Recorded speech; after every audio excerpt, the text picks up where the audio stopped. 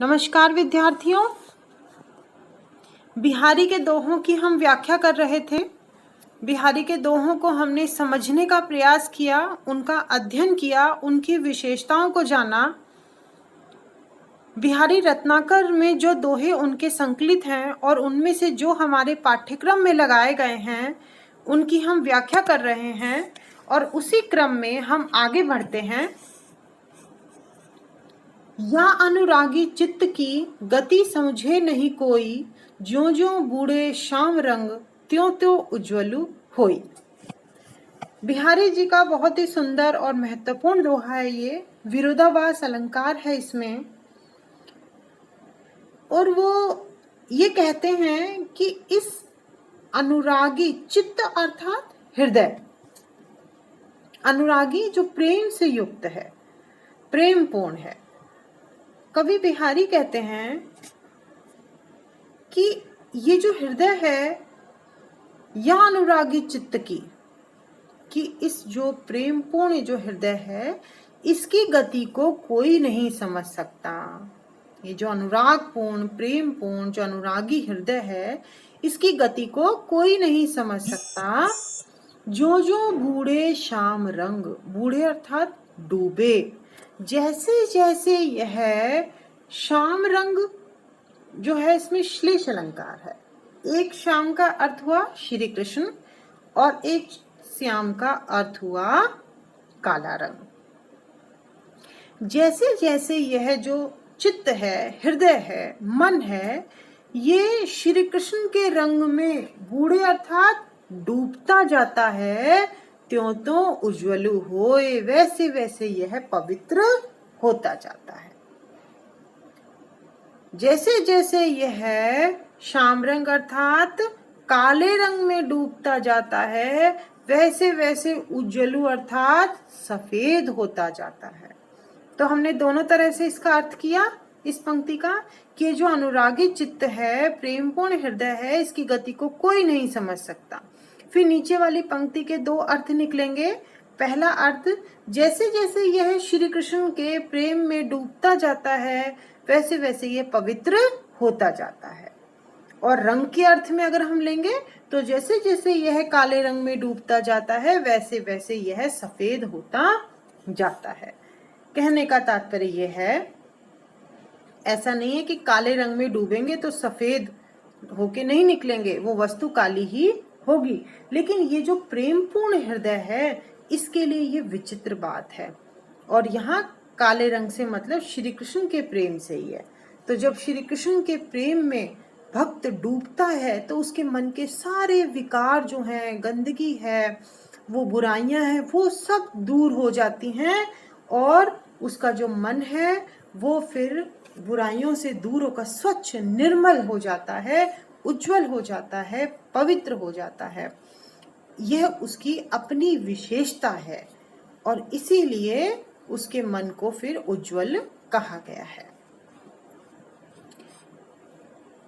पहली बात तो यह है, ब्रजभाषा का प्रयोग हुआ है और विरोधाभास अलंकार है, क्योंकि जब काले रंग में किसी चीज को डुबोया जाएगा तो वो उज्जवल नहीं होगी, वो काली ही होगी। पर यहाँ ऐसा नहीं है। पर जब हम इसके गहराई से अर्थ में जाते हैं तो हमें पता चलता है कि ये विरोधाभास केवल बाहरी है, आंतरिक तौर पर नहीं है।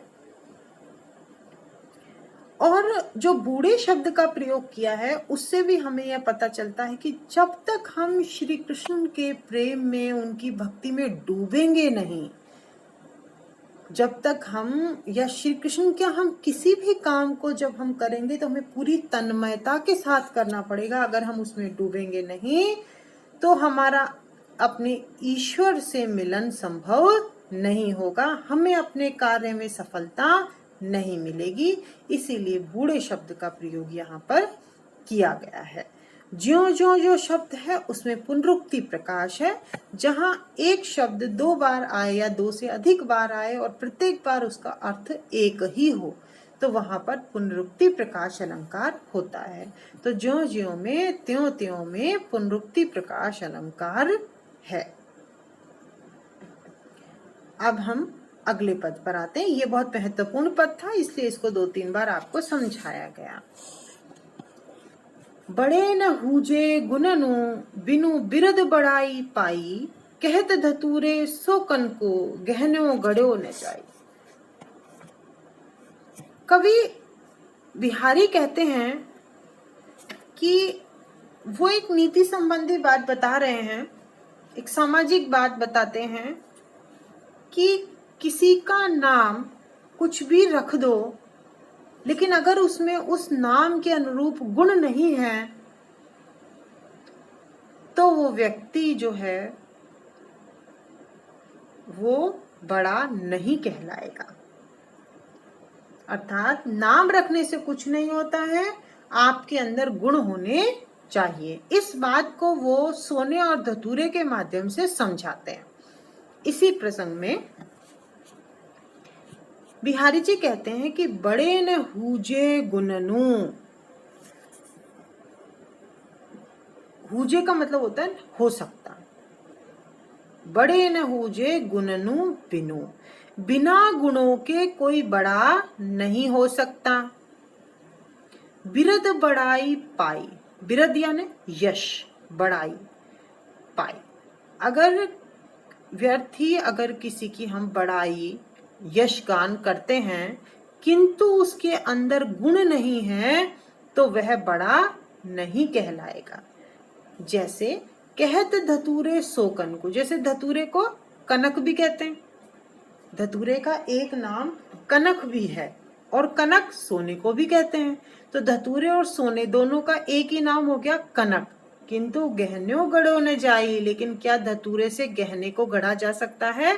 अर्थात नहीं, क्योंकि धतूरे ने नाम तो मिल गया धतूरे को कनक, लेकिन गुण उसने नहीं अपनाए।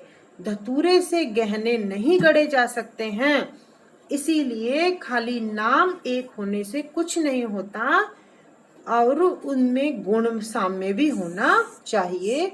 और इसीलिए जो धतूरा है वो चाहे कनक कहलाता है लेकिन सोने के बराबर वो नहीं है, वो सोने के गुणों से रहित है।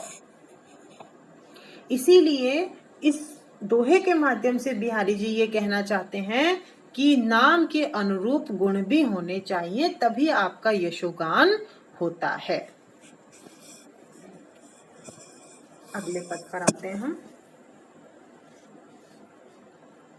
तजी तीरथ हरिराधिका तंदुती करी अनुरागु, जिहि ब्रज केली निकुंज मग पग पग होत प्रियागु। इस दोहे में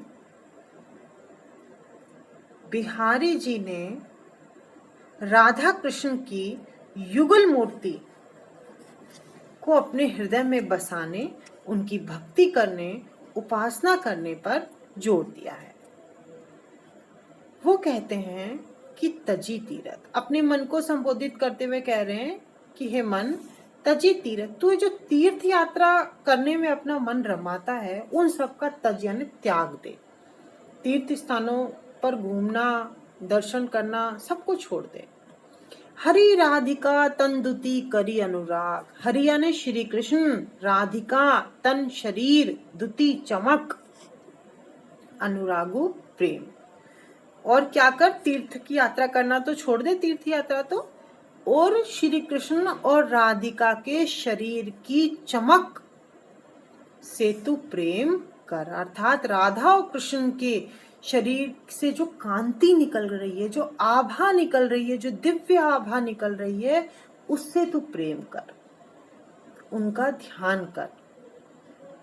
जिहि ब्रज केली निकुंज मग पग पग होत प्रियागो, क्योंकि वो इतने प्रतापी हैं कि उनकी महिमा इतनी अपरंपार है कि उन्होंने जहां जहां ब्रज में निकुंजों के अंदर, निकुंज जो कुंज थे, भगवान कुंज विहार करते थे, रास लीलाएं किया करते थे कुंजों में, तो ब्रज में जिन स्थानों पर उन्होंने, जिन कुंजों पर उन्होंने केली अर्थात क्रीड़ाएं की, रास लीलाएं की, पग पग होत प्रियाग, वो सारे जो रास्ते थे, मग अर्थात रास्ते, वहां पर पग पग पर प्रयाग मिलता है। यानी वो सारे स्थान जब भगवान ने केली क्रीड़ाएं की थी वो सब अब वृंदावन में, ब्रज में प्रयाग बन गए हैं। अर्थात प्रयाग जैसा पवित्र तीर्थ ब्रज में स्थान स्थान पर मिल जाएंगे।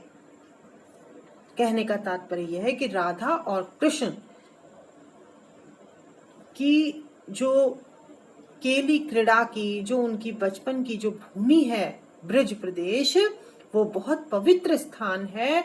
और अगर वहीं पर आप चले जाओ तो फिर कहीं और जाने की आपको जरूरत नहीं है, प्रयाग वहीं पर ही है।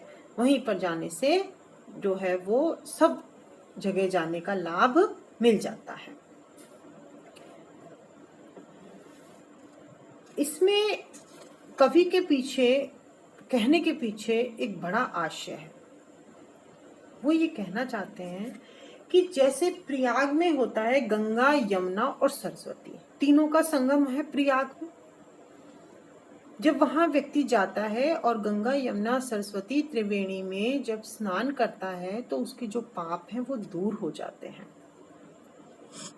और कहते हैं कि फिर उसे मोक्ष की प्राप्ति होती है। पर राधा जी और गंगा, यमुना और सरस्वती, तीनों जो ये धाराएं हैं,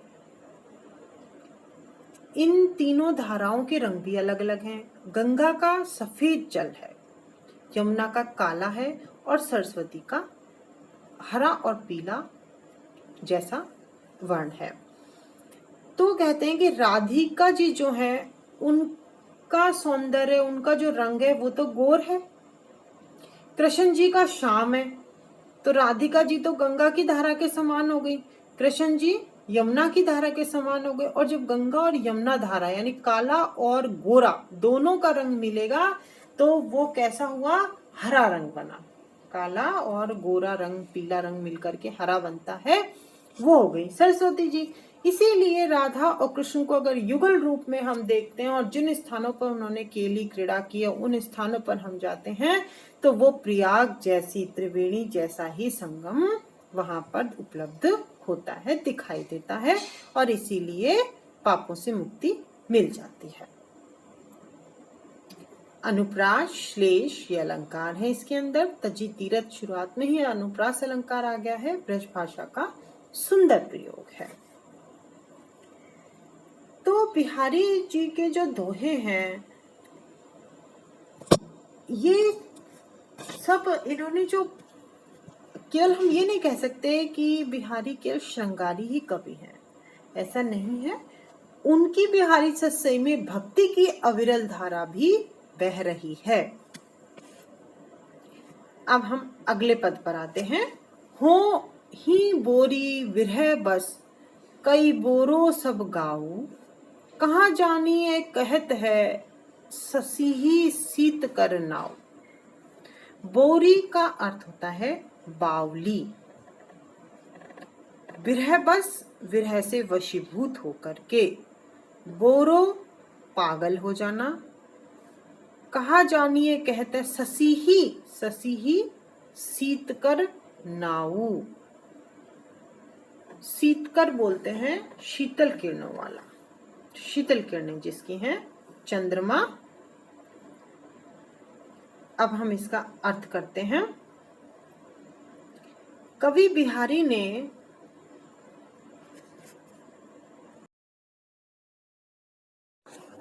इसमें एक विरहिणी नायिका की मनोव्यथा का चित्रण किया है। वो कहती है कि हो अर्थात मैं, हो ही बोरी बिरह बस, कि मैं ही, अपनी सखी से कह रही है एक नायिका कि मैं ही विरह के वशीभूत होकर के बोरी अर्थात पागल हो गई हूं, के बोरो सब गाऊ, या फिर ये सारा गांव ही पागल हो गया है। मुझे कुछ समझ में नहीं आ रहा है, क्योंकि कहाँ जानी एक कहत है, ससीही सीत कर नाव। क्योंकि मैंने देखा ये जो सारा गांव है ये ससीही यानी सीतकर नाव, जो चंद्रमा है उसको सीतकर, शीतल किरणों वाला कह रहे हैं। चंद्रमा को शीतकर कहते हैं ये लोग, सारे गांव के लोग उसे शीतकर कहते हैं, अर्थात जो शीतल किरणों वाला है, जो ठंडक प्रदान कर रहा है। कहने का तात्पर्य है कि जो चंद्रमा की चांदनी है वो नायिका के विरह को और अधिक बढ़ा रही है। तो नायिका कहती है कि जब ये मेरे विरह को और अधिक बढ़ा रहा है, मुझे और अधिक जला रहा है ये, तो यह क्योंकि जो चीज शीतल है, जो ठंडक प्रदान करती है, तो वह और अग्नि को कैसे बढ़ाएगी, वो तो उसे खत्म करेगी। लेकिन चंद्रमा की जो चांदनी है, चंद्रमा को देख करके नायिका को नायक की और अधिक याद आती है और वो उसके विरह में और अधिक उसमें विरहाग्नि प्रज्वलित हो जाती है। इसीलिए वो कहती है कि मुझे समझ नहीं आ रहा है कि मैं ही बोरा गई हूँ, यह पूरा गांव बोरा गया है जो ये चंद्रमा को शीत कर कह रहा है। इसका इसके अंदर वर्णन किया गया है। कहने का तात्पर्य यह है कि इसमें नायिका की विरह दशा का चित्रण है और अनुप्रास अलंकार का सुंदर प्रयोग हुआ है, ब्रज भाषा का सुंदर प्रयोग है। धन्यवाद।